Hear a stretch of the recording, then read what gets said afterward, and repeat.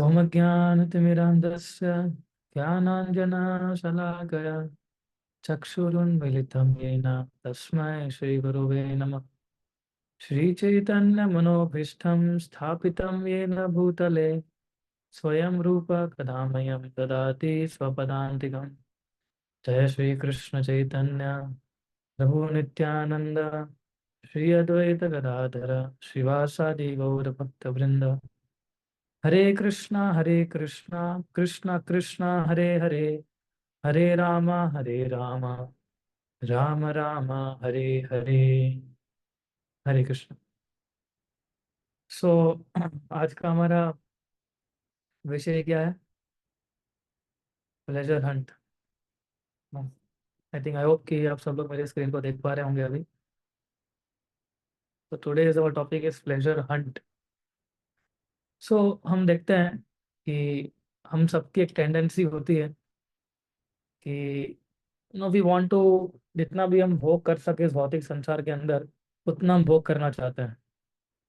और दूसरी की हमारी टेंडेंसी होती है इस भौतिक संसार का एक दूसरा एक नियम यह है कि जो भी चीज़ होती है वो हायर लेवल से लेके लोअर लेवल तक आती है। जैसे इलेक्ट्रिसिटी अब देखोगे तो क्या होती है, पॉजिटिव पोल से नेगेटिव पोल तक आती है ना। पानी जो होता है वो माउंटेन से नीचे उतरता है, हायर लेवल से लोअर लेवल तक आता है।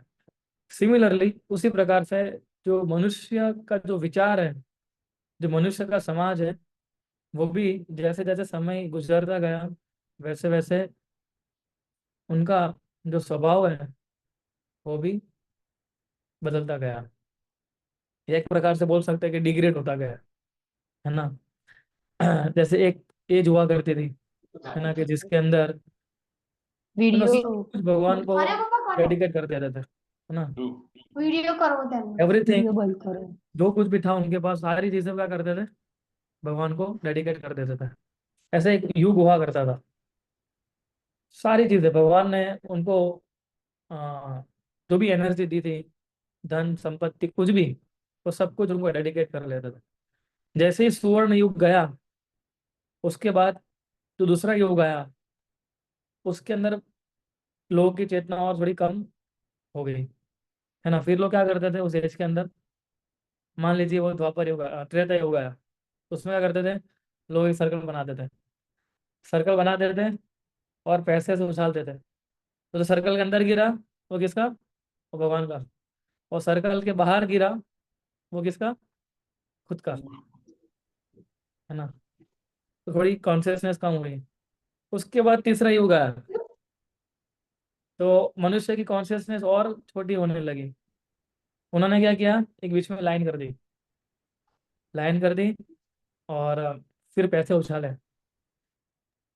तो जो पैसे उछालने के बाद जो राइट साइड गिरेगा मुक्की राखो. वो किसका, भगवान का।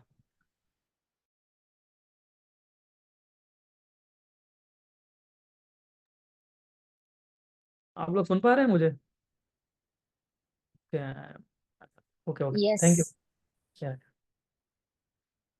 मुझे नोटिस आया कि I am mute, that's why I am asking. Thank you. So हाँ, जो राइट में गिरा पैसा वो भगवान का, और जो लेफ्ट में गिरा वो किसका, हमारा। फिर एक महान युग आया जिसके अंदर आ, लोग सोचने लगे कि पैसे कुछ भी, सर्कल भी नहीं, लाइन भी नहीं, नथिंग, कुछ भी नहीं, बोले पैसे उछाल देते और जो पैसा भगवान ने कैच कर लिया वो उनका, और जो नीचे गिरा वो हमारा। तो ये महान युग किसका है, कलयुग है, जहाँ की हम लोग है ना। सब लोग के बारे में सोचते हैं ना कि पैसे उछालेंगे, जो भगवान को लेना होगा भगवान कैच कर लेंगे, बाकी का जो नीचे गिरेगा वो हमारा। तो इस प्रकार की मेंटालिटी के कारण, है ना, इस एज को ये भी कहा जाता है age of quarrel and hypocrisy, है ना। सो क्योंकि हम देखते हैं कि इस काल के अंदर, है ना, people have tendency to cheat, है ना, कि लोग अपने ही आनंद में धूत हो जाते हैं और खुद के ही सेल्फिश इंटरेस्ट देखने में लग जाते हैं। हमने खास करके जब ये कोरोना काल चल रहा था उसमें हमने देखा ना कि इस प्रकार के लोग अपने सेल्फिश इंटरेस्ट को आगे बढ़ावा देने के लिए कैसे कैसे कार्यों में लगे हुए थे वो। तो जनरली प्लेजर को हम लोगों ने ऐसा बना दिया है, मतलब ऐसा हम लोगों ने मान लिया है, एक्चुअली बना नहीं दिया है पर ऐसा हम लोगों ने मान लिया है कि जितने ऑब्जेक्ट्स, जितनी सुख सुविधाएं मेरे पास होगी उतना ही मैं आनंदित रह पाऊंगा, है ना। The more I possess things, the more I will get pleasure from those things. इसलिए हम क्या कर रहे हैं, हर रोज कुछ ना कुछ करके हमारी फैसिलिटीज को हम लोग बढ़ा रहे हैं, एवरी डे, है ना, जिस कारण से हम लोग सेल्फलेसली अपने जीवन को एंजॉय कर सके, है ना। बाकी दूसरे लोगों का जो कुछ होना है वो होना दीजिए, पर मुझे जो आनंद प्राप्त करना है वो मैं करता रहूंगा। इस प्रकार की मेंटेलिटी के साथ अभी हम लोग जी रहे हैं, है ना। आप, ये टेंडेंसी होगी अभी लोगों की इस प्रकार से अपना जीवन जीने की। तो इसको हमने प्लेजर बना दिया है कि ज्यादा से ज्यादा चीजें इकट्ठी करना और पुरानी चीजें फेंक देना और नई चीजें खरीदते रहना, खरीदते रहना, खरीदते रहना, उसमें ही बस आनंद जो मिलेगा हमें वही प्लेजर है। सो आज हम लोग इन चार विषय के ऊपर चर्चा करेंगे। Let me share the screen. Sorry.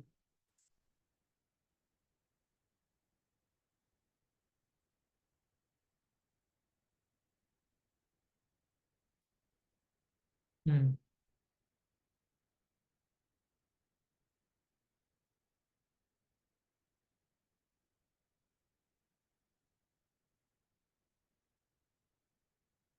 हम्म।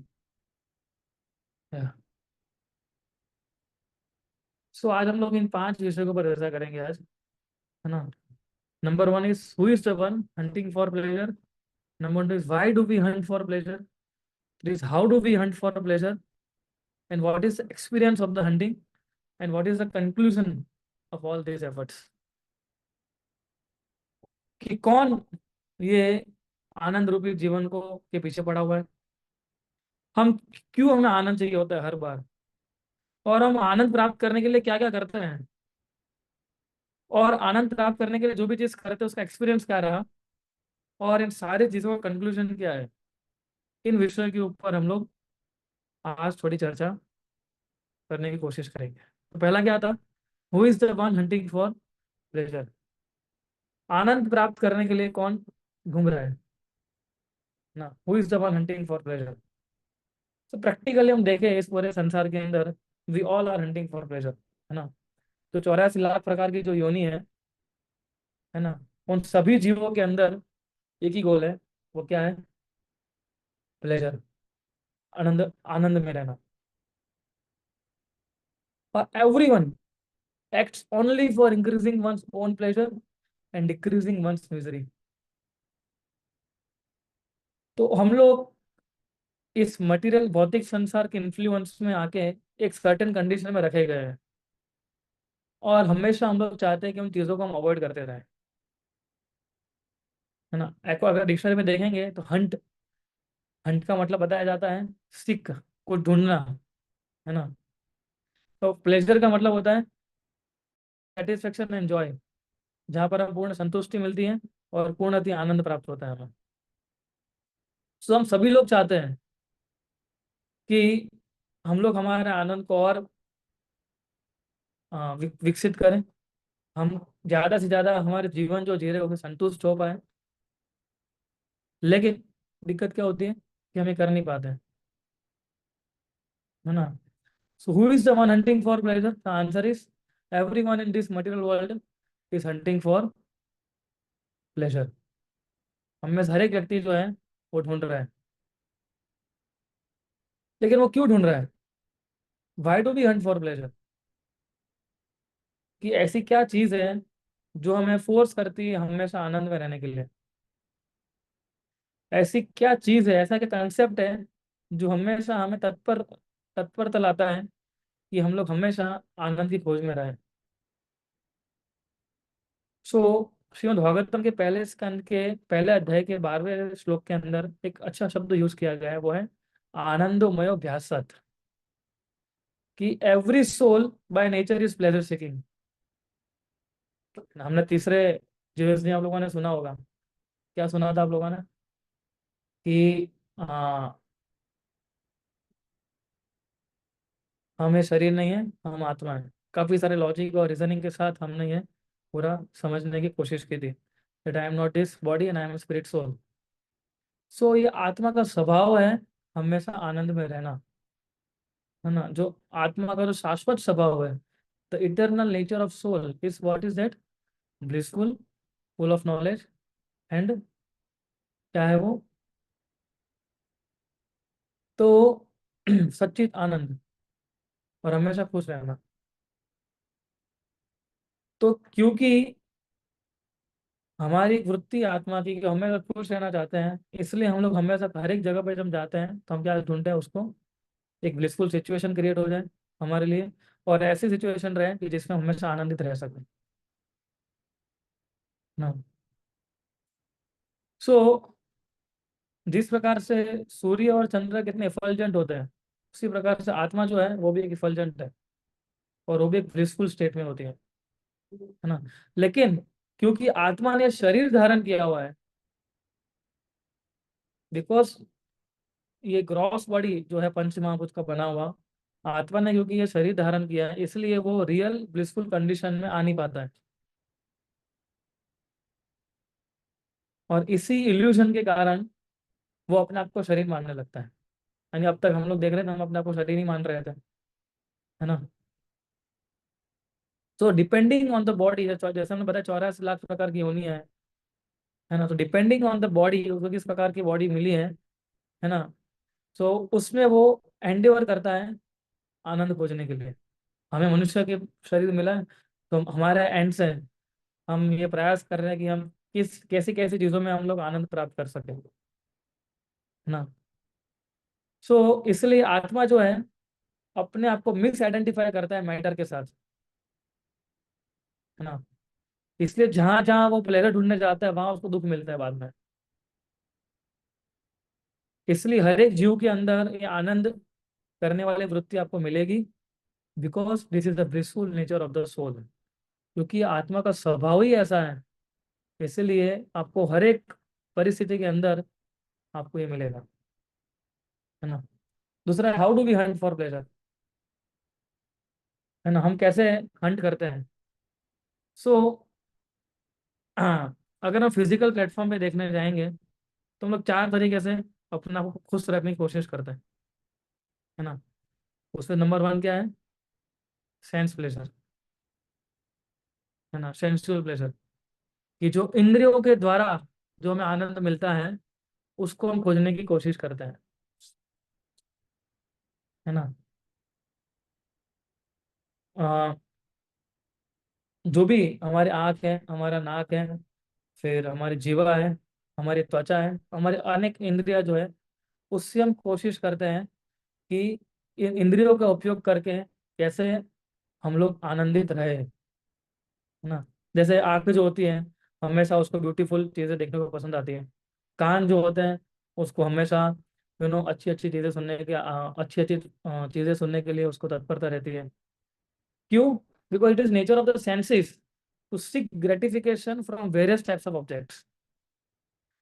एक इंद्रिय का एक नेचर है कि वो हर एक इंद्रिय तृप्ति करने की जो चीजें हैं, उससे वो आकर्षित हो जाता है। ऐसा क्यों है कि हर एक व्यक्ति जो है वैकेशन जैसे ही होता है, तुरंत बाहर घूमने की उसको चेष्टा रहती है। क्यों ऐसा होता है? Why? Because the eyes wanted to see good things, क्योंकि आंखें नई नई चीजें देखना चाहता है ना। क्यों व्यक्ति को कानों के द्वारा अपने गुणगान सुनने पसंद आता है? क्योंकि उसको अच्छा लगता है वो। और द मोस्ट इंटेंस एक्सपीरियंस जो सेंसुअल लेवल पे होता है, वो कौन सा स्तर है, वो है इंद्र तृप्ति का स्तर, है ना। स्त्री पुरुष को देख के आकर्षित हो जाती है, और पुरुष स्त्री को देख के आकर्षित हो जाता है। ये अल्टीमेट सेंसुअल प्लेजर है जिसको हम प्राप्त करते हैं, है ना। तो प्रैक्टिकली पूरा भौतिक संसार जो है, वो इसी चीज को लेके हमेशा विविल्डरमेंट में रहता है, और इसी के पीछे भागा हुआ है। और ये इंद्र तृप्ति करने की इच्छा इतनी गहन हो चुकी है है ना, it is so powerful, it is so stimulating, it is so intense कि इवन जो पावरफुल राजा हुआ करते थे पहले, है ना, जिसकी बड़ी बड़ी आर्मी हुआ करती थी, है ना, जिसके पावरफुल किंगडम हुआ करते थे, वो भी इस आकर्षण में आके अपने आप को शरणागत हो जाते थे ना। अपनी इंद्रियों की इच्छा पूरी करने के लिए अपना पूरा जीवन लोग तहस नहस कर देते हैं। है ना, तो मैं राजाओं की बात कर रहा था, कितने बड़े बड़े राजा जिनकी बड़ी बड़ी आर्मी हुआ करती थी, जिन्होंने पावरफुल किंगडम्स, यानी कि कितने कितने राजाओं को जीत भी लिया था उन लोगों ने, पर वो भी इंद्रदुप्ति के चक्कर में आके फंस गए, वो भी हार जाते थे। है ना, ऐसा ही एक राजा था, है ना, there was one powerful king जिसका नाम था भरतहरि, राजा का नाम। तो जो भरतहरि था, उसको अपनी पत्नी से बहुत प्रेम था। है ना, आइडियली ऐसा होता है कि हमें हमारी पत्नी से बहुत प्रेम होता है, और होना भी चाहिए। है ना, तो और काफी आकर्षित भी था उससे। सो हुआ क्या कि आ, एक उनके गुरुजी आए, और उनके गुरुजी ने उनको एक ये दिया, माला दी। उन्होंने बताया है कि आपके जीवन के अंदर जो भी सबसे जिनको आप सबसे अधिक प्रेम करते हो, आप उनको ये दे देना ना। तो राजा ने दूसरी सेकंड सोचे बिना किसको दे दिया, अपनी पत्नी को दे दिया, क्योंकि मैं सबसे अधिक प्रेम किसको करता हूँ, अपनी पत्नी को करता हूँ। तो हुआ यूं कि कुछ दिनों बाद राजा की सभा में एक बहुत सुंदर स्त्री, और उसने राजा को हार दिया। राजा ने एक्सेप्ट किया उस हार को, और राजा ने देखा, बोले ये हार तो कहीं देखा हुआ लग रहा है। बोले ये हार मैंने किसको दिया था, मेरी पत्नी को दिया था मैंने ये हार। और फिर राजा ने, क्योंकि राजा था, बुद्धिशाली था, इसलिए उसको समझ में आ गया कि ये हार मेरे पास कैसे, और ये स्त्री के हाथ ये हार कैसे पहुंचा, और ये हार मेरे तक कैसे पहुंचा। वो अपनी पत्नी को इतना प्रेम करता था कि उसने 100 कविता लिख दी थी अपनी पत्नी के नाम पे, जिसको बोलते थे सुंदर, क्या नाम, श्रृंगार शतक, उसका नाम भी रखा था। लेकिन जब ये हार उसको किसी दूसरी तरीके से मिला, तो समझ गया कि जो हार मैंने मेरी पत्नी को दिया था, वो मेरी पत्नी ने किसको दिया था, जिससे वो अधिक प्रेम करती थी उसको दिया था। और उस व्यक्ति ने किसको दिया था, जिससे वो अधिक प्रेम करता था, उसको दिया था। और एक घूम के ये हार इस स्त्री के पास आया, और ये स्त्री सबसे अधिक प्रेम किसको करती है, मुझे करती है। तो राजा बहुत दुखी हो गया कि जब उसको हुआ ये, एंड सारी चीज उसके माइंड में क्लैरिटी आ गई, और एक बहुत सुंदर श्लोक उसके मुख से निकला। राजा ने बताया, या चिंतयामि सतता मयि सविरक्ता, सच अन्यामि छाति जना स जनो या रक्ता, अस्मात् कृते च परितुष्यति काचिदन्य, धिक्षाम च चाम च मदनम च इमाम च माम च। तो राजा पूरा आंसर सोचा कि ये सारा चक्कर इस हार के कारण इसके पास पहुंचा, इसके पास पहुंचा, इसके पास पहुंचा, इसके पास पहुंचा, और अल्टीमेटली हार किसके पास आया, मेरे पास आया, और वो भी एक स्त्री के, ये स्त्री ने मुझे दिया। और ये स्त्री ऐसा दिखाती है कि वो सबसे अधिक प्रेम मुझे करती है, और मुझे पता ही नहीं है। है ना, धिक्ताम च ताम च मदनम च इमाम च। राजा ने बोला, to hell with my wife who betrayed me, है ना, to hell with whole episode, कि सारे लोग घूम घूम के इतना इल्यूजन क्रिएट किया और इतना मुझे दुख दिया। तो आप देखिए पहले के जमाने में जब फ्रस्ट्रेशन भी आता था ना, तो कविता के फॉर्म में आता था ऐसे। है ना, और फिर राजा ने दूसरी 100 कविता लिखी, जिसका नाम रखा वैराग्य शतक। है ना, सो हम देखते हैं कि इस भौतिक संसार के अंदर जब हम लोग सेंसुअल प्लेजर के पीछे भागते हैं, है ना, और ये सबसे 4 प्रकार का बताया, उसमें पहला ये है। तो चारों में से ये जो है ना, सबसे लोअर लोअर कैटेगरी का है, जिससे हम प्लेजर सीख करते हैं। है ना, मजा आती है, ये देखिए ये खाने में रुचा नहीं आ रहा है। किसी को रॉक म्यूजिक सुनने पसंद आती है ना।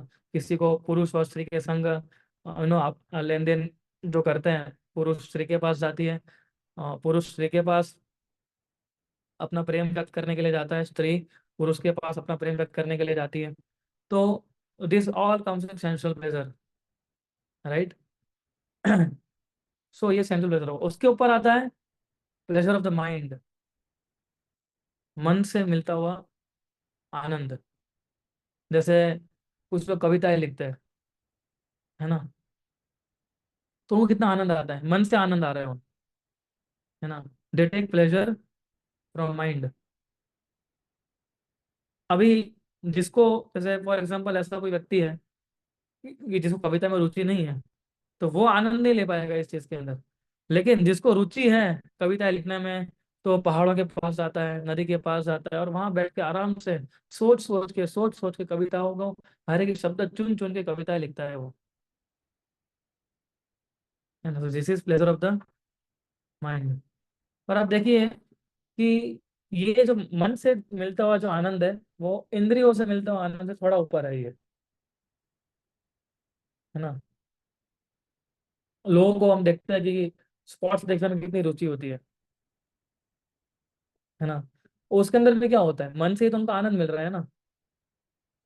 फॉर एग्जाम्पल आप देखिए कि आप फुटबॉल देख रहे हैं, किसी को फुटबॉल देखने में बहुत रुचि है, तो वो कितना ध्यान से फुटबॉल को देखता है ना, और पूरा स्कोर बोर्ड के ऊपर, टीम के हर एक प्लेयर्स के ऊपर उसका ध्यान केंद्रित होता है।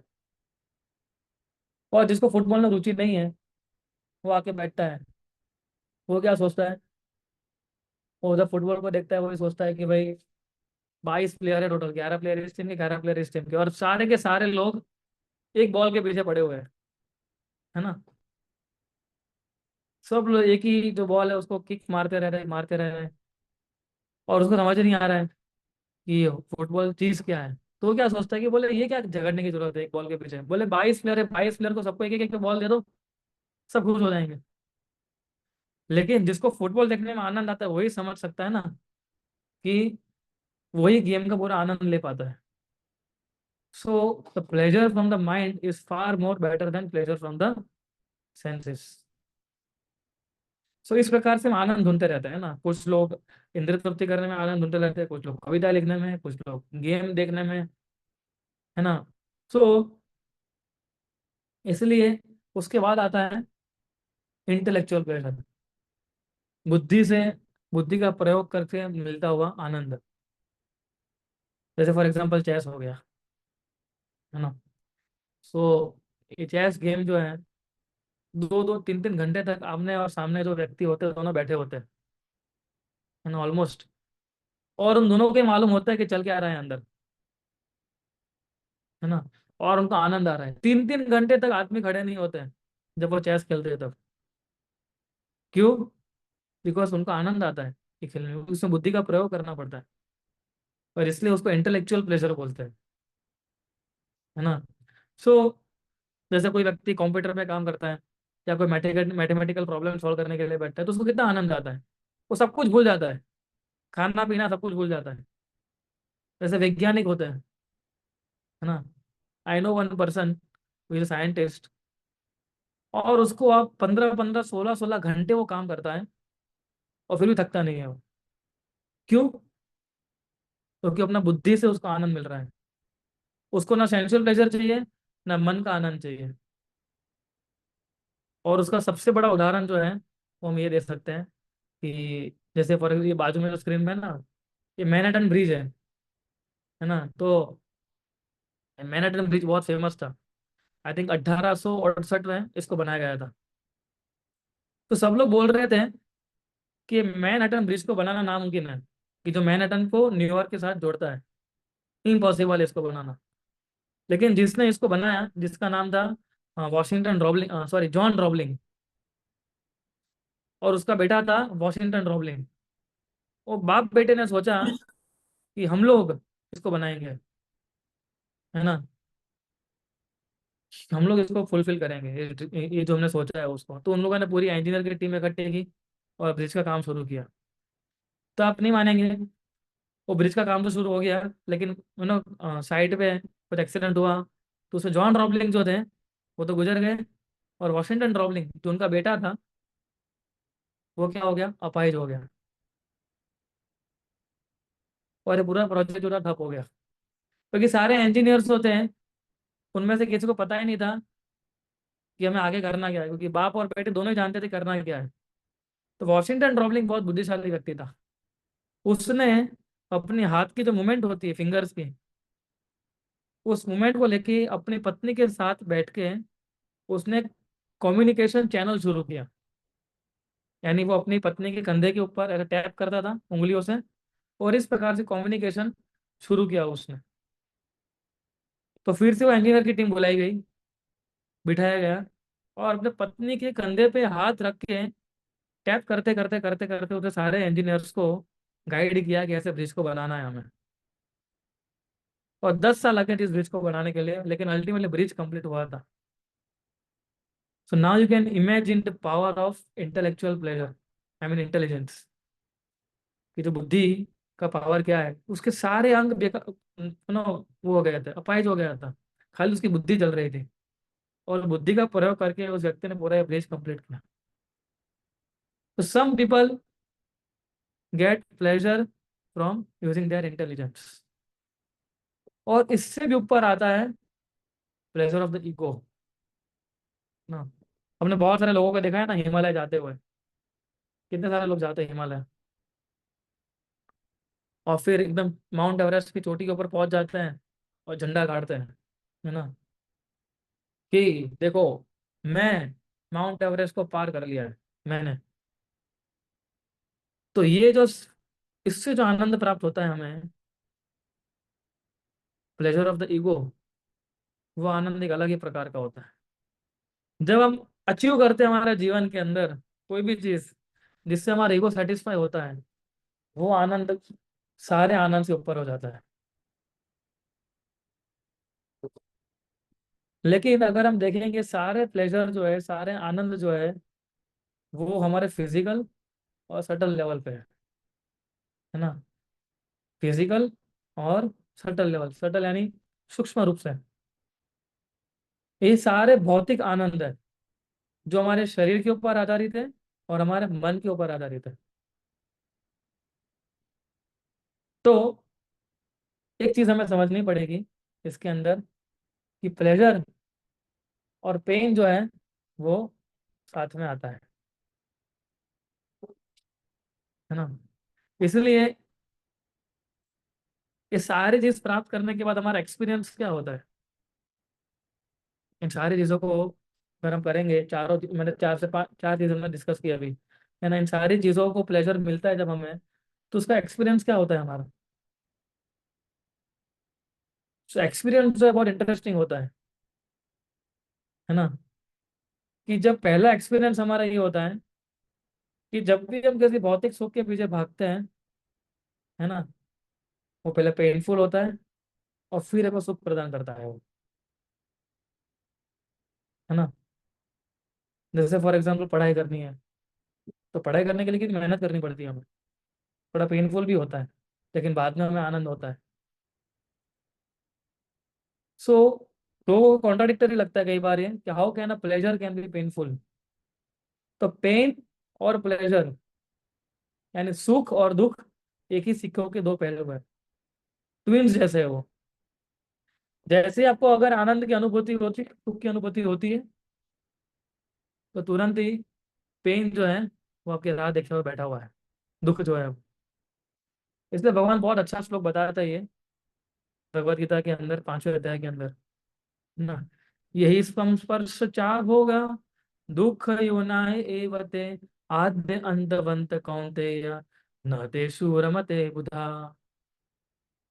क्या बता रहे हैं भगवान भगवत गीता के अंदर इस अर्जुन को, कि an intelligent person does not take part in the sources of misery which are due to contact with the material senses. आद्य अंतवंत कौन्तेय, O son of Kunti, such pleasure have beginning and an end.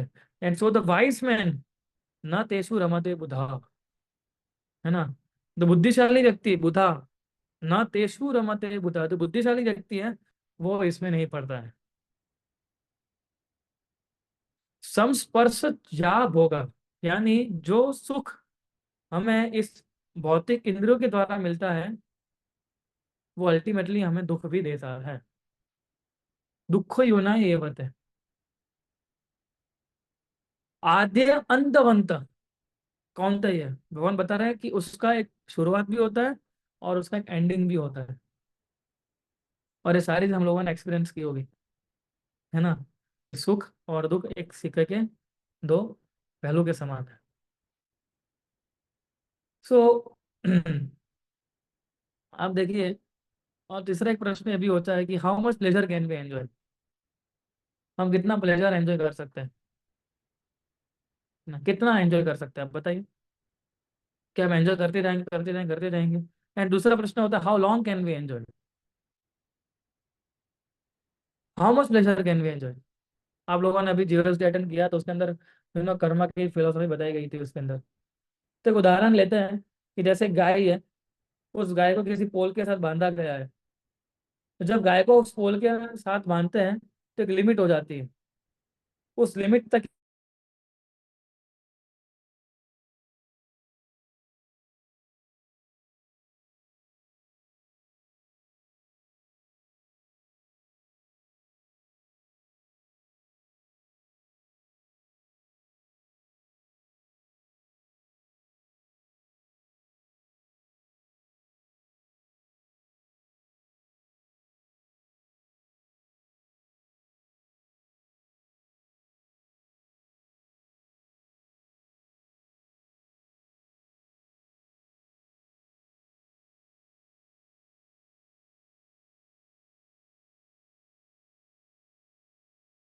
शायद connection lost हो गया था।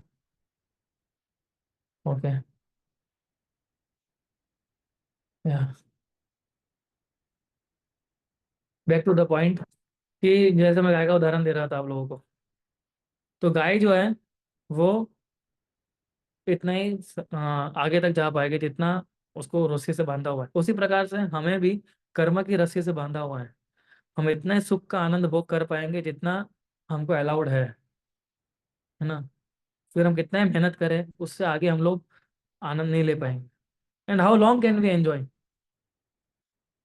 कितना हम enjoy कर सकते हैं एक चीज को। हाँ, आप पैसे को बताना चाहेगा कितना हम आनंद ले सकते हैं।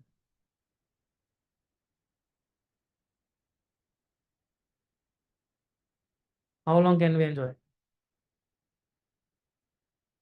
सो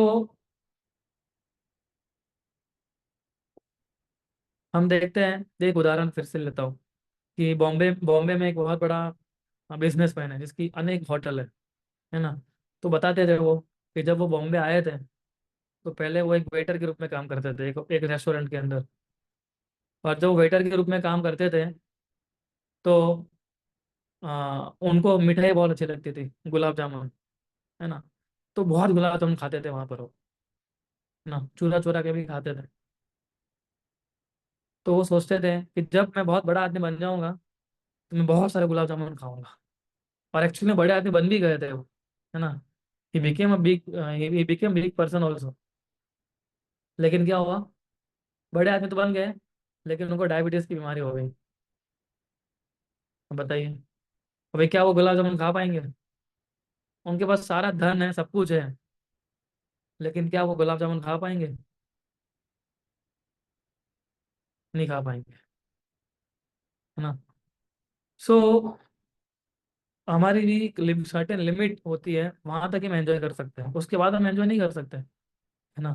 जैसे हम लोग जब बचपन में छोटे थे तब हमें खेलने में कूदने में कितना आनंद आता था, वही आनंद अब लाना बहुत मुश्किल है, क्योंकि अभी हमारे अंदर और हमारे पास और जिम्मेदारी आ गई है जो हमें फुलफिल करनी होगी, है ना। सो और इसलिए हमारा सेटिस्फेक्शन क्या होता है इस भौतिक संसार के अंदर, हमारा संतुष्टि किससे मिलती है हमें, कि दूसरों के जो दुख हम देखते हैं ना, और फिर हम लोग हमारे दुख देखते हैं, जब हम ये सोचते हैं कि नहीं मेरा दुख तो उससे कम है, उसमें हमें आनंद मिलता है। ये उल्टा डेफिनेशन हो गया आनंद का, कि जब हम देखते हैं कि दूसरों के दुख के साथ जब हम कंपेयर करते हैं अपने दुख के साथ, और जब हमें पता चलता है कि नहीं मेरा दुख तो उससे कम है, तो फिर हमें संतुष्टि होती है कि हाँ उससे तो मेरा दुख कम है ना। I am less miserable than someone else, right? So at the matter of fact most of the time we are simply, हम ट्राई कर रहे हैं कि हमारा जो मिजरीज है उसको कम कर सके, और दुखों को कम कर सके हम लोग, और उसी में हमें संतुष्टि मिल जाती है ना। एंड लाइफ बस ऐसे गुजरती रहती है हमारी, है ना, हमारी एक दूसरे की मिजरीज को कंपेयर करते करते, है ना। एक बार एक पेशेंट गया है डॉक्टर के पास। डॉक्टर ने पूरा चेकअप किया, डॉक्टर ने बताया कि देखिए, एक अच्छी खबर है, एक बुरी खबर भी है। तो पहले क्या सुनना चाहेंगे आप? तो उसने बताया कि पहले बुरी खबर सुनाइए आप। तो उसने बताया कि बुरी खबर है कि आपको कैंसर है, और आप नेक्स्ट 3 साल के अंदर आप गुजर जाएंगे, हम कुछ नहीं कर पाएंगे। तो उसने पूछा कि इतनी बुरी खबर, अच्छी खबर क्या है इसके अंदर? तो उसने बोला अच्छी खबर ये है कि आपको दूसरी बीमारी भी है, और वो बीमारी क्या है? अल्जाइमर की बीमारी है ना। तो अगले 3 महीने के अंदर आप भूल जाएंगे कि आपको कैंसर है। सो अभी आप रिलैक्स हो सकते हैं। हमारी कंडीशन भी कुछ ऐसी ही कुछ है ना। जो दुख जो है वो वेट कर रहा है आगे हमारा, है ना। लेकिन हमें तभी संतुष्टि मिलती है जब हम सोचते हैं कि नहीं, फिलहाल तो नहीं है ना कुछ भी ऐसा। वी आर सिंपली कंपेयरिंग कि what is the condition in which I will be less miserable.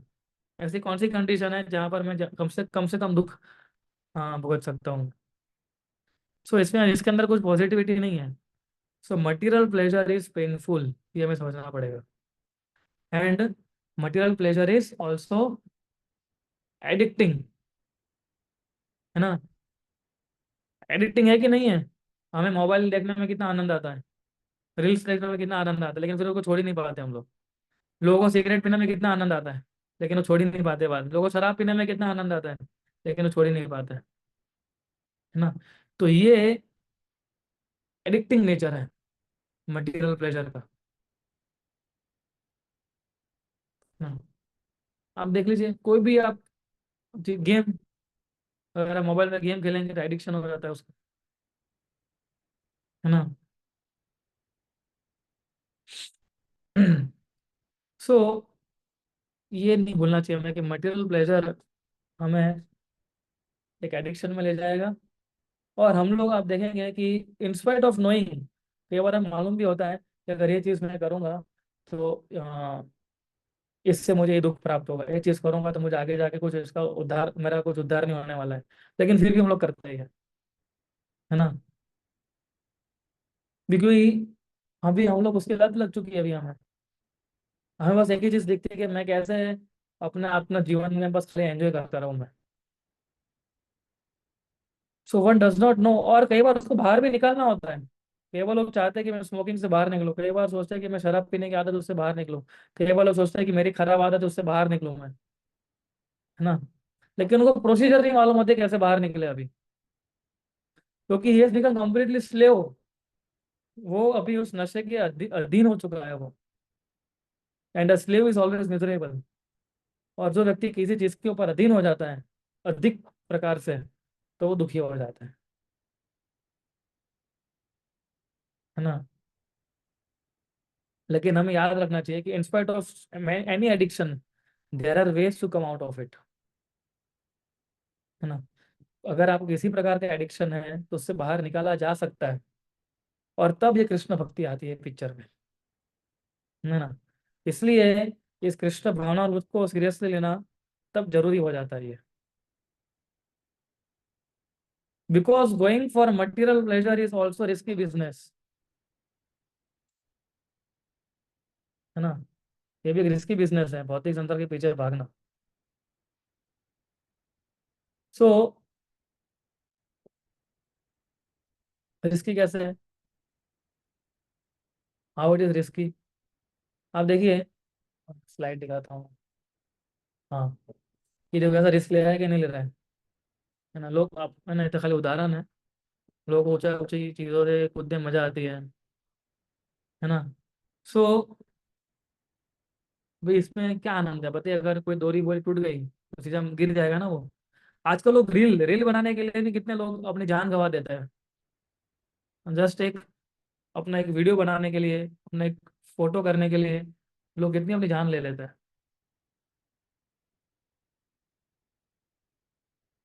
ना। So material pleasure is risky also. और ये तो अलग रिस्क है, लेकिन दूसरा रिस्क क्या है कि तमोद्वारम योषितम। तमोद्वारम योषितम, कि अगर कोई व्यक्ति भौतिक संदर्भ में सुख लेने की कोशिश करेगा, उसको हेलिश कंडीशन में जाना पड़ेगा। He has to suffer the miseries. उसका जीवन जो है ना, वो कैसा हो जाएगा, मिजरेबल हो जाएगा। एंड वो निचली योनि में जाता रहेगा, जाता रहेगा और जाता ही रहेगा। उसको जो अपॉर्चुनिटी मिली थी मनुष्य जीवन के अंदर कि उसको कुछ यूटिलाइज करके कुछ अच्छा जीवन, भक्तिमय जीवन बना के अपने जीवन को ऊपर ले जा सकता था, उसको गंवा रहा है और वो नीचे उतर जाता है। क्योंकि मनुष्य के पास एक सबसे वैल्यूएबल फैसिलिटीज होती है जो किसी के पास किसी भी योनि में नहीं है। और वो क्या है कि हम ये पूछ सकते हैं क्या, कि मैं कौन हूँ और मैं कहाँ से आया हूँ। है ना, जो अथा तो ब्रह्म जिज्ञासा हम लोग कर सकते हैं, प्राणी नहीं कर सकते हैं। मनुष्य जीवन के अंदर ही हम भगवान का नामों का जप कर सकते हैं। मनुष्य जीवन के अंदर ही हम समझ सकते हैं कि हमारा गोल ऑफ लाइफ क्या होना चाहिए। दूसरी योनि में ये सारी फैसिलिटीज अवेलेबल नहीं है। इसलिए therefore we cannot afford to lose this opportunity in this human form of life। इसलिए मनुष्य जीवन के अंदर हम अपॉर्चुनिटी को अफोर्ड नहीं कर सकते। इसको लूज नहीं करना चाहिए अपॉर्चुनिटी को, कहने का मतलब ये है। तो इसको बहुत सीरियसली लेना चाहिए और हमें समझना चाहिए कि इसको, और अभी मैं कैसे हमारे मनुष्य जीवन, मेरे को जो जीवन मिला है, मुझे भगवान ने जो जीवन दिया है, उसको मैं कैसे अधिक उसका लाभ उठा के मैं अपना जीवन ऐसे जीऊँ कि मैं सेटिस्फाइड भी रह सकूं और आनंद में भी रह सकूं। और आप मान लीजिए कि आनंद और संतुष्टि हमें केवल और केवल मिल पाएगी जब लोग मन से प्रसन्न रहेंगे। और मन तभी प्रसन्न रहेगा जब आत्मा संतुष्ट होगी। आत्मा कैसे संतुष्ट होती है, भगवान का नाम लेके। अगर हम भगवान का नाम लेंगे तो आत्मा संतुष्ट हो जाएगी, तो हमारा मन नियंत्रित में रहेगा। अगर हमारा मन नियंत्रित रहेगा तो हमारी इंद्रिया भी नियंत्रित रहेगी। और फिर हम लोग हमारे गोल की तरफ आगे बढ़ सकते हैं, और फिर हम लोग सेटिस्फाइड भी रह सकते हैं और सुखी भी रह सकते हैं। है ना। सो ऐसे एक उदाहरण दिया था हमारे शास्त्रों के अंदर कि इस भौतिक संसार में सुख लेना एक रेजर के ऊपर हमारे जीभ को चाटने के बराबर है ना। अगर रेजर की जो ब्लेड होती है, ब्लेड, है ना, तो ब्लेड के ऊपर हम कोई स्वीट लगा देते हैं और उसको हम चाटते हैं, तो पहले में स्वीट लगेगा लेकिन बाद में खून निकलेगा हमारी जीवा में से। है ना, हनी मिक्स विद ब्लड। तो एक इसमें कोई एक्सेप्शन नहीं है इसके अंदर। तो कई बार लोग पूछते हैं कि क्या इंद्र तृप्ति करना और कृष्ण भक्ति करना, क्या है दोनों हम साथ में कर सकते हैं क्या? कर सकते हैं क्या? है ना, मैं भक्ति भी करता रहूंगा और साथ में मैं इंद्र तृप्ति भी करता रहूंगा। क्या हम कर सकते हैं ऐसा? केवल लोग पूछते हैं ना कि भक्ति तो करવી જ છે પણ જોડે જોડે ભક્તિ બી કરીએ છીએ અને થોડાક જીવનના મજા બી લઈએ છીએ। तो जीवन के मजे लेने और भक्ति में कार्य करना, आपको आप में से कितनों को लगता है कि हैंड इन हैंड चलता है वो? कई लोग बोलते हैं ना ऐसा कि मैं हर रोज पूजा भी करता हूँ भगवान की और बाकी कार्य भी करता हूँ मैं। तो लोगों को लगता है कि जब तक मेरी दिया बत्ती चल रही है, पूजा अर्चना चल रही है, तब तक मैं एकदम सेफ पोजीशन में हूँ। पीपल थिंक लाइक दिस, फिर मैं कुछ भी कर सकता हूँ। तो क्या ये सच है? क्या हम कुछ भी कर सकते हैं? एक उदाहरण लेते हैं फिर से। एक बार एक साधु थे, उनका बहुत ही आध्यात्मिक घोड़ा था एक। है ना, तो घोड़े को बहुत अच्छा ट्रेन किया था उन्होंने। तो घोड़ा जो था, उसको समझाया हुआ था कि अगर आप उसको थैंक गॉड बोलोगे तो चलता रहेगा, और अगर आप जैसे सेव मी ऐसा बोलोगे तो वो रुक जाएगा घोड़ा। है ना, कितना अच्छा बात है, कितनी अच्छी बात है। तो और रिलीजियस घोड़ा था, थोड़ा आध्यात्मिक उसको ज्ञान भी दिया हुआ था, ऐसा घोड़ा था। तो एक बार उस साधु जहाँ जंगल में रह रहा था वहाँ एक आदमी आया और वो रास्ता भूल गया था। तो साधु के पास आया, उसने बताया कि मुझे जंगल से बाहर निकलना है, क्या आप मुझे कोई रास्ता दिखाएंगे? तो बोले नेकी और पूछ पूछ, ये घोड़ा है, हमारा घोड़ा है ये। हाँ, इसको ले जाइए आप। हाँ, इसके दो ही मंत्र याद रखने हैं आपको, there are only two mantras इस घोड़े को चलाने के लिए, है ना। बोले आप अगर बोलोगे थैंक गॉड तो घोड़ा चलता रहेगा, आप बोलोगे सेव मी तो घोड़ा रुक जाएगा। तो भाई साहब घोड़े के ऊपर चढ़े बैठे और ऐसा रेंज पकड़ी और उसने बोला थैंक गॉड तो घोड़ा दौड़ने लगा। तो उसको भी बहुत मजा आने लगी, फिर जबरदस्त घोड़ा है ना। तो फिर से बोला थैंक गॉड तो घोड़े ने और स्पीड बढ़ाई। फिर तीसरी बार बोला थैंक गॉड तो घोड़े ने तीसरा गियर लिया। फिर उससे बोला थैंक गॉड तो घोड़ा चौथा गियर पे आया। और इतना उत्साहित हो गया वो व्यक्ति कि वो दूसरा मंत्र भूल गया, जो घोड़े को रोकना था। वो क्या था? सेव मी, भूल गया। और ऐसे ही वो आगे जा रहा था, जा रहा था, जा रहा था, आगे खाई आ गई। और ऐसे ही खाई आने लगी, नजदीक आने लगी, नजदीक आने लगी। तो भगवान की कृपा से है उसको मंत्र याद आ गया दूसरा वाला। तो उससे तुरंत बोला सेव मी। तो घोड़ा बुद्धिशाली, तुरंत ब्रेक लगा दी उसने, है ना, शॉर्ट ब्रेक मार दी उसने। तो घोड़ा रुक गया। और फिर अल्टीमेटली उस व्यक्ति ने क्या बोला? Thank God. तो मुझे आगे बताने की जरूरत नहीं उसके साथ क्या हुआ होगा, है ना। सो हम देखते हैं कि साथ कि हम काफी सारे मंत्र बाय हार्ट तो चैंट कर लेते हैं, है ना। हमें अभी मालूम होता है कि कब कब उसको चैंट करना है, कब चैंट नहीं करना है ना। सो बट कई बार हम लोग हमें भूल जाते हैं कि हम बस इसको रिचुअलिस्टिकली ले लेते हैं, है ना। तो भक्ति जो है वो रिचुअल नहीं, स्पिरिचुअल है। This is not something kind of ritual, this is spiritual thing. So जैसे हमें कोई व्यक्ति बताता है कि आपकी मृत्यु होने वाली है, तो ये कोई सजेस्टिव इंस्ट्रक्शन नहीं है ना। Upon hearing one is suppose to get alert and save his life, है ना। अगर आपको कोई बताता है कि अगर आपकी मृत्यु होने वाली है तो आप क्या करेंगे? बैठे रहेंगे क्या? आप कितनी कोशिश करेंगे हम कि हम मृत्यु के बाहर कैसे आ सके, आई मीन कैसे अपना जीवन को बचा सके। इसलिए कुछ मंत्रों को याद करते हुए, और हम लोग ये नहीं समझ सकते हैं कि हम लोग आध्यात्मिक जीवन में बड़े हो गए हैं, है ना। We have to practice this life. जो डिवोटीज है हम देखते हैं, और इसलिए ये जो आध्यात्मिक चीजें हैं एक श्रद्धा के साथ उसको एक्सेप्ट करने के बाद हमें उसको फॉलो करना चाहिए। हम इवन आप देखिए विज्ञान के अंदर भी जो भी आप में जितने भी अगर साइंस के विद्यार्थी है ना, तो हमने भी कहीं ना कहीं फेथ रखा है ना कि हमारी साइंटिफिक प्रोसीजर्स होती है उसके अंदर फेथ है कि नहीं है ना। एक एक्सीडेंट होता था हमारे इंजीनियरिंग में, है ना, कि जिससे हमें ये ग्रेविटेशनल फोर्स जो है उसको मापते थे, है ना। वो क्या है एक्चुअली?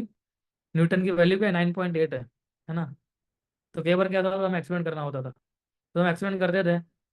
तो कई बार लोगों की अलग अलग वैल्यू आती थी, है ना। किसी का 30 आता था, किसी का 60 आता था, किसी का 100 ऊपर चला जाता था, 100 के ऊपर, है ना।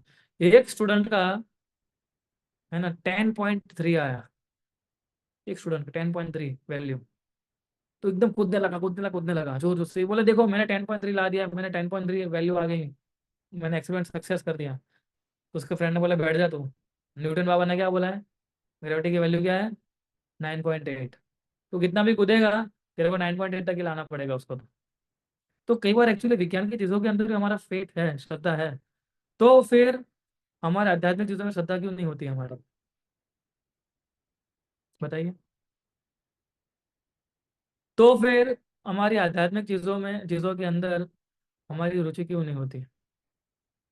इसलिए रिलीजन फील्ड के अंदर भी एक श्रद्धा होना बहुत आवश्यक चीज़ है, जिस प्रकार से हमारी अलग अलग फील्ड के अंदर हमारी श्रद्धा होती है। दूसरा है मटेरियल वर्ल्ड इज इल्यूजरी, है ना। इल्यूजरी है और कभी भी हमें सेटिस्फाई नहीं कर पाता है। हम्म। आप देखिए, श्रीमद् भागवतम के अंदर हिरण्यकश्यप की कथा आती है ना, 7वें स्कंद के अंदर। आप लोगों ने शायद उसका नाम सुना होगा। नरसिंह भगवान की लीला में आता है हिरण्यकश्यप, है ना। सो इंस्पाइट, बहुत अच्छा श्लोक आता है उसके अंदर कि उसके सभी दिशाओं के प्रति उसके उसका कंट्रोल था, पावर था, है ना। उसके अंदर इतना पावर था कि दक्षिण को पूरब बना सकता है, पूरब को दक्षिण दक्षिण बना सकता है। सोचिए आप, उसके अंदर इतना पावर था हिरण्यकश्यप को कि सूर्य को भी बोल सकता था वो कि अभी आपको अस्त हो जाना है, तो सूर्य अस्त हो जाते थे। सोचिए आप। लेकिन फिर भी वो संतुष्ट नहीं था ना। क्यों नहीं था? Because instead of controlling his senses he remained their servant. नात्र पद्यद अजित अजितेंद्रिय, कि सब कुछ था उसके पास लेकिन वो सेटिस्फाइड नहीं था। कारण था कि उसने अभी तक अपने इंद्रियों के ऊपर नियंत्रण नहीं था उसका। उसके पास सब कुछ है इंद्रिय कश्यप के पास, है ना। जो जो व्यक्ति सूर्य को बोल सकता है कि भी तुम मस्त हो जाओ, उसके पास क्या पावर नहीं होगी? हमारे पास तो क्या ही पावर है। इस भौतिक संसार के अंदर तो पावरफुल व्यक्ति बोलते हैं कि मेरे पास ये पावर है वो पावर है, ये तो कुछ पावर ही नहीं है ना। लेकिन हिरण्यकश्यप का इतना पावर होते हुए भी ही वॉज नॉट सेटिस्फाइड। इसी प्रकार से ऑब्जेक्ट्स को, यानी जो इंद्रिय तृप्ति के जो साधन है, उसको इकट्ठे करने से भी कोई हमें आनंद नहीं मिलने वाला है। क्योंकि अगर आपको आनंद प्राप्त करना है, अगर आपको संतुष्टि चाहिए, तो वी नीड सेंस कंट्रोल, है ना। Uncontrolled senses means misery and lack of peace, ये नियम है। जब जो मन में है वो मैं करूंगा, जो व्यक्ति आज सोचता है, that means he will not get any peaceful atmosphere. हालांकि दिखता है ऐसा है कि ये व्यक्ति कितना सुखी है, जो जो चाहे वो कर सकता है, लेकिन at the end of the day, है ना, he will be misery. So material pleasure is illusory, because क्योंकि वो मेंटल है एक प्रकार से, है ना। जैसे आपके सामने 56 भोग रख दिया है ना। आपके सामने हमने 56 भोग रख दिया है, और 56 भोग रखने के बाद आप खाने जा रहे हैं, हाँ। और पीछे आपका फ्रेंड बैठा है, वो बोल रहा है कि यार अपना रिजल्ट आ गया सेमेस्टर का। बोले तू तो यार 2 में फेल हो गया। अभी क्या वो 56 भोग खा पाएगा? वो खाने जा रहा था, है ना। मान लीजिए पिज्जा खा रहा है वो, पिज्जा एकदम अच्छा लगता है, पिज्जा खाने जा रहा है, पीछे से फ्रेंड आके बोल रहा है कि यार तू दो दो सप्ते में फेल हो गया, हमारा रिजल्ट आ गया। तो क्या वो पिज्जा खा पाएगा वो बोलेगा अच्छा तू पिज्जा खा रहा है, पिज्जा खा ले कोई बात नहीं, अपने बाद में बात करेंगे। क्या वो पिज्जा अंदर जाएगा? उसको न्यूज़ मिलने के बाद कि मैं 2 सब्जेक्ट में फेल हो गया हूँ। तो मटेरियल प्लेजर इज इल्यूजरी, है ना। सो इसलिए मेंटल है ये। कितना खा पाएंगे?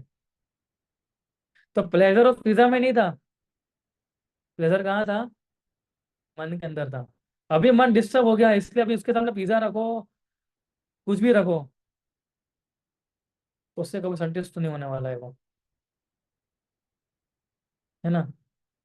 जैसे ही हमारा कोई, जैसे हम लोग कोई चीज खाते हैं, है ना। कोई आकर हम दूसरा व्यक्ति आके बोलता है, बोले कितना खाता रहता है तू, पूरा दिन खा खा खा खा खा बस।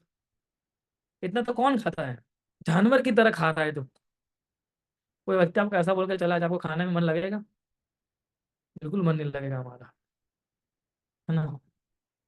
सो ये जो वर्ड्स है वो हमें कैसे लग जाते हैं, एकदम इंसल्टिंग हो जाते हैं हमारे लिए, और हमारे हृदय के अंदर चले जाते हैं, फिर हम खा नहीं पाते। So because the pleasure is actually in the mind, not in the physical level, therefore material pleasure is illusory। और लास्ट में क्या है? material pleasure is टेल, बासी। ऐसा हमारे शास्त्रों के अंदर बताया गया है कि जो भौतिक सुख जो है, वो चबाने, है ना, चबाए हुए को चबाने के समान है ना। पुनः पुनः चर्वित चरवा नाम, ऐसा प्रहलाद महाराज बताते ही है कि भौतिक सुख जो है वो चबाए हुए को चबाने जैसा है। हम कभी चबाए हुए को चबाते हैं बाद में? चिंगम हम खा रहे हैं, चबा रहे हैं, फिर उसको फेंक रहे हैं, फिर वापस थोड़ी हम चिंगम मुंह पे लेते हैं। वो तो फेंक दिया हमने। सो मटेरियल प्लेजर का मतलब ये है कि एक न एक चीज बारंबार बारंबार बारंबार उसमें से सुख ढूंढने की कोशिश करना। जैसे material pleasure is tail, and above all it is flickering. Material pleasure is flickering, है ना। चप्पल सुख लव लागिरे, एक्चुअली हमारे वैष्णव भजन में आता है ऐसा, चप्पल सुख लव लागिरे, चप्पल यानी it is flickering by nature, तो परमानेंट नहीं है ये, है ना। जितना समय आपको आनंद प्राप्त करने के लिए इतना मेहनत करते हैं और जो चीज प्राप्त हो जाती है उसका समय देखना अब, है ना। तो time spend in pursuing the pleasure is more than the time spend in enjoying the pleasure. That is one aspect of flickery nature. और दूसरे एक भी है कि एक चीज जो आपको चाहिए होती है उसके लिए आप अधिक मेहनत भी करते हैं, और जब वो सामने आ जाती है फिर उसमें रुचि चली जाती है। ऐसा होता है कि नहीं होता है? उससे में ज्यादा आनंद नहीं मिलता है ना। सो ये 6 प्रकार के कैरेक्टरिस्टिक्स हैं मटेरियल प्लेजर के। It is painful, it is addicting, it is risky, it is illusory, and it is tail and flickering. तब हर एक लेटर जो है ना, हर एक शब्द जो उसके पहले वर्ड ले लीजिए। पेनफुल का पी, एडिक्टिंग का ए, रिस्की का आर, इल्यूजरी का आई और स्टेल का एस। क्या बन जाता है? क्या बन जाता है वो? देखिए, पेनफुल APARIS, पेरिस, है ना। तो always remember fly Paris. Flickering का मतलब फ्लाई। ये मंत्र याद रख लीजिए कि भौतिक सुख जो है हमेशा पेनफुल रहता है, एडिक्टिंग रहता है ना, रिस्की होता है, इल्यूजरी होता है और बास यानी स्टेल होता है, और अल्टीमेटली फ्लिकरिंग होता है वो। So we are hunting for the pleasure at the wrong place. गलत जगह पे हम लोग आनंद ढूंढ रहे हैं, और गलत अस्त्रों शस्त्रों के द्वारा ढूंढ रहे हैं हम लोग, है ना। हम लोग, हमारा तो सुख ढूंढने का तरीका है वो ऐसा है कि जैसे आ, जंगल के अंदर मछली को पकड़ना, है ना। आनंद है लेकिन इस भौतिक संसार में नहीं है, आध्यात्मिक संसार में है। इधर जो हम देख रहे हैं वो केवल रिफ्लेक्शन देख रहे हैं। भौतिक संसार जो है आध्यात्मिक संसार का रिफ्लेक्शन है, एक प्रकार से आप देखने जाए तो, है ना। सो और सही आनंद अगर आपको प्राप्त करना है तो वो है आत्मा के स्तर पर। If you to seek real pleasure it is spiritual pleasure, है ना। और तभी हमें मिलता है जब हम हमारे अपने अपने हमको भगवान के साथ जब हम जोड़ते हैं अपने आप को। And any attempt to hunt for material pleasure will result in frustration and misery. आप भौतिक सुख संपत्ति का कितना भी कोशिश करेंगे वो अल्टीमेटली आपको फ्रस्ट्रेशन लेके आएगा और दुख लेके आएगा। इसलिए हमें सही जगह पे आनंद को ढूंढना है ना। सही जगह पे कहाँ, कौन सी सही जगह है वो? शास्त्रों को पढ़ते हुए और भक्तों का संग करते हुए, तब वो भक्त हमें बताते हैं कि सही आनंद कहाँ प्राप्त होता है हमें, है ना। So we have to understand in which level I can get peace of mind. कौन से स्तर पर मुझे संतुष्टि मिलती है। इसलिए देखिए भक्त जो होते हैं बहुत संतुष्ट होते हैं, क्योंकि उन्होंने अपनी सारी डिजायर जो है वो भगवान को सौंप दी। That's why they are more satisfied in their life. और क्योंकि मन संतुष्ट होता है ना तो इंद्रिय ऑटोमेटिकली एकदम लाइन पे काम करने लगती है ना। वो इंद्रिय जो है उसकी बिल्कुल भी फ्लिकरिंग वे से काम नहीं करती है। तो हमें ये समझना होगा कि हम सुख कहाँ ढूंढ रहे हैं। तो एक्चुअली हम सुख गलत जगह पे ढूंढ रहे हैं इस भौतिक संसार के अंदर। अगर जब तक हम लोग हमारी अपने आप को कोई स्पिरिचुअल एक्टिविटी के साथ नहीं जोड़ेंगे तब तक हम सुख की अनुभूति नहीं कर पाएंगे। आप मंदिर आते कितने सारे डिवोटीज है, वेल एजुकेटेड डिवोटीज है ना। कोई डॉक्टर है, कोई इंजीनियर है, कोई CA है, कोई डॉक्टर, कोई PhD है ना। अलग अलग तरह के लोग मिलते हैं, और वो लोग भी अलग अलग, हर रोज वो लोग भी मतलब 16 माला का जप करते हैं, माला करते हैं घर पे जाके। क्यों? क्या उनके पास धन संपत्ति नहीं है क्या? है। तो उनको सही आनंद कहाँ मिलता है? जब वो भगवान का नामों का स्मरण करते हैं तब, है ना। सो दिस वॉज अबाउट इसलिए हमारी आध्यात्मिक, जब हमारी इंद्रिय आध्यात्मिक कार्य में लगेगी, तब हम लोग सही सुख और आनंद प्राप्त कर पाएंगे, है ना। तो इसकी प्रोसेस क्या है? एक आध्यात्मिक गुरु की खोज करना, है ना, भक्तों का संग करना, और अभी आपको मालूम पड़ गया है, जोर से हरे कृष्ण महामंत्र का जप करना।